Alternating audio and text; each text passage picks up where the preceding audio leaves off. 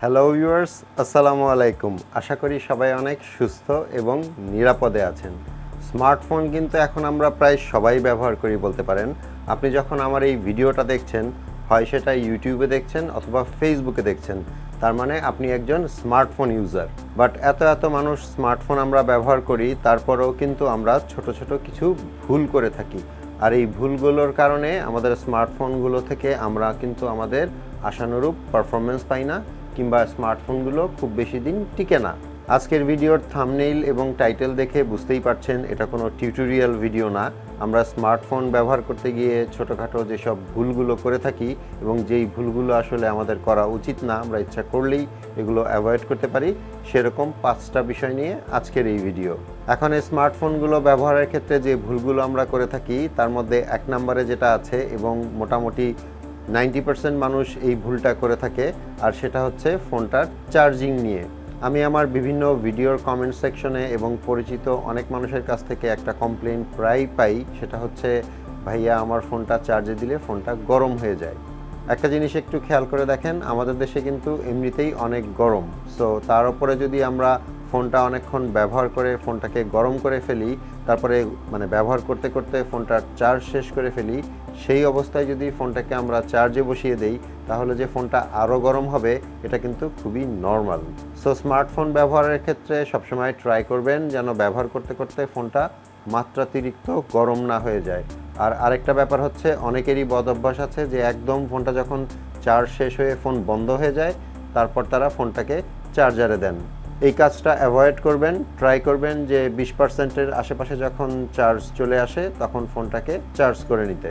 আর সাথে যেটা বললাম, আপনি যদি অনেকক্ষণ ফোনটাকে টানা ব্যবহার করে ফোনটাকে গরম করে ফেলেন, তাহলে কিন্তু ফোনটার জন্য খুব একটা ভালো কিছু না। কারণ যে কোনো ইলেকট্রনিক্স জিনিসের জন্য সবচেয়ে বড় শত্রু হচ্ছে হিট বা টেম্পারেচার। অনেককে দেখা যায় ফোনটাকে কন্টিনিউয়াসলি ব্যবহার করতে করতে ফোনটার চার্জ শেষ করে ফেলেন এবং তারপর আবার চার্জার দিয়ে ফোনটা ব্যবহার করতে থাকেন।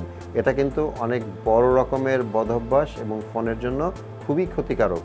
ট্রাই করবেন শুধুমাত্র ইমার্জেন্সি কোনো সিচুয়েশন হলে তখন চার্জারে লাগানো অবস্থায় ফোনটা আপনি ব্যবহার করতে পারেন।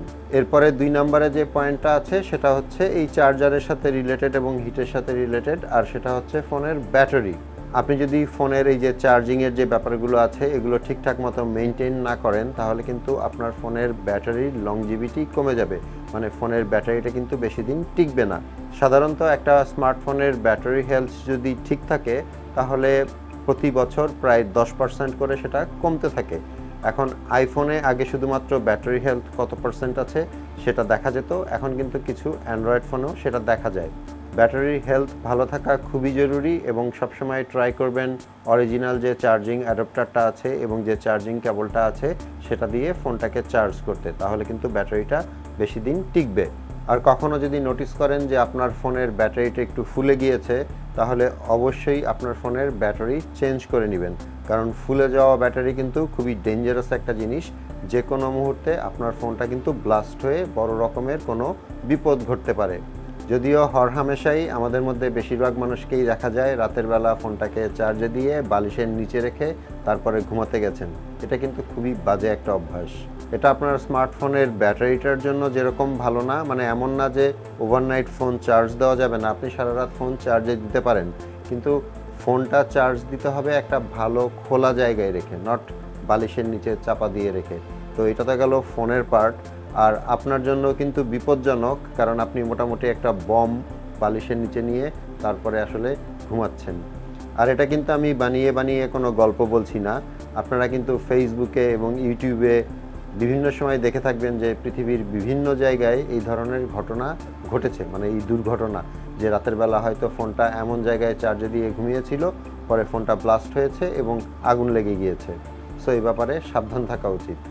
এখন 3 নম্বরে আমি যেই পয়েন্টটার কথা বলবো, স্মার্টফোন ব্যবহারের ক্ষেত্রে যে ভুলগুলো আমরা করে থাকি সেটা হচ্ছে র্যাম ক্লিন করা।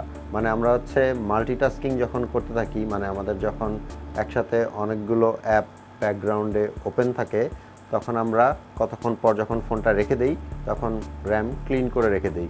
এটা অবশ্য সাজেস্টেড, অনেকেই বলে, আমি নিজেও কিন্তু আমার প্রিভিয়াস একটা ভিডিওতে বলেছি, বাট এখন নিয়মটা একটু পাল্টেছে।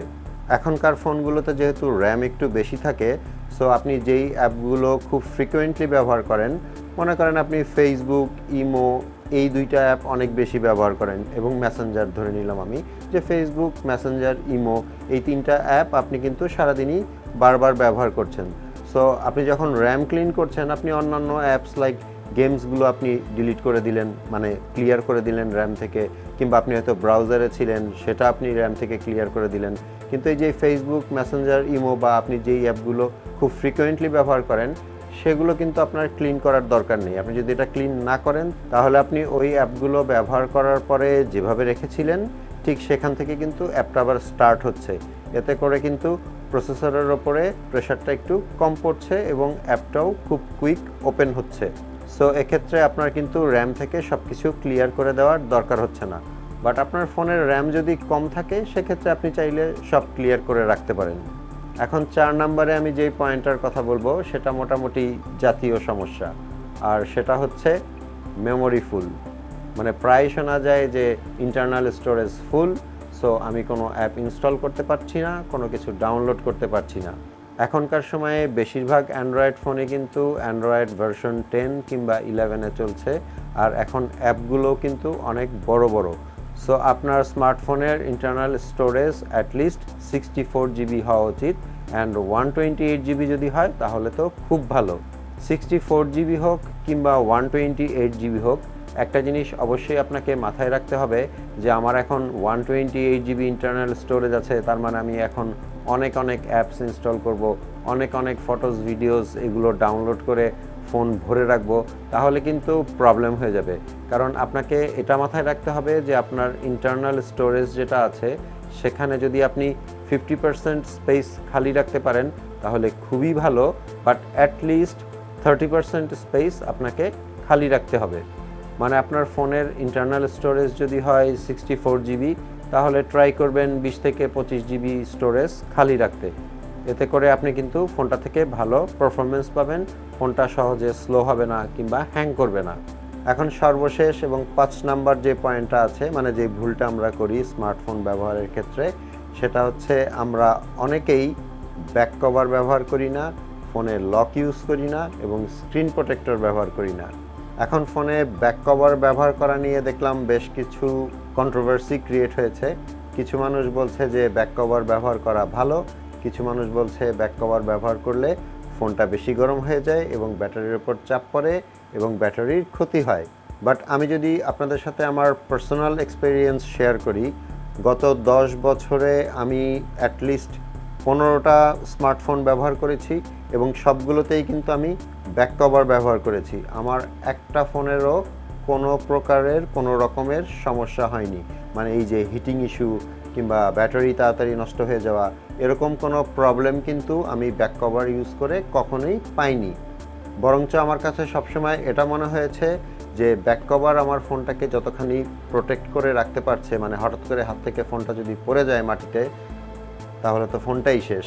তো সেই ক্ষেত্রে ব্যাক কভার ইউজ করা আসলে খুবই জরুরি। আর প্রতিটা ব্যাক কভারেই খেয়াল করে দেখবেন যে ক্যামেরার জন্য হোল থাকে, মাইক্রোফোনের জন্য হোল থাকে, স্পিকারের জন্য হোল থাকে।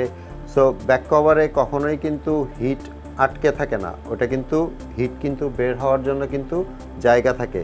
আর যেগুলো একটু দামি ব্যাক কভার, সেগুলো কিন্তু এয়ার কুশন, এয়ার পকেট এরকম যে সিস্টেমগুলো থাকে, সেটা দিয়ে কিন্তু গরম বাতাস যদি কোনোটা আটকে থাকতেও চায়, সেটা কিন্তু বের হয়ে যায়।